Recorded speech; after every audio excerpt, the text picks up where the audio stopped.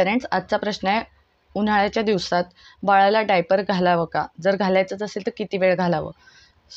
उन्हाळ्याच्या दिवसामध्ये बाळाला डायपर जास्त काळ घातल्यामुळे डायपर रॅश किंवा इचिंग किंवा स्किन लाल होणे, पुरळ उठणे, घामोळे उठणे अशा प्रकारचे स्किन डिसीजेस होऊ शकतात. त्यामुळे बाळाला डायपर वापरताना तुम्हाला काही काळजी घ्यायची आहे. डायपर जर वापरायचं झालं तर दिवसातून 2 वापरावे. त्याचसोबतच 2 डायपर चेंज करण्यामधला जो वेळ असतो तो थोडा वेळ बाळाची स्किन हवेमध्ये खेळती ठेवावी. बाळाला व्यवस्थित पुसून घ्यावं. त्यानंतर बाळाला लोशन लावावं आणि बाळाला तसंच काही वेळ ठेवावं. ज्यामुळे बाळाचा हवेशी कॉन्टॅक्ट होईल, बाळाच्या त्वचेचा हवेशी कॉन्टॅक्ट होईल आणि बाळाला कोणत्याही प्रकारचे रॅश किंवा इचिंग होणार नाही.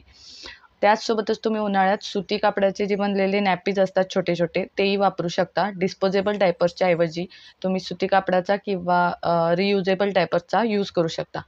अशाच नवनवीन टिप्ससाठी नवीन ऐपतला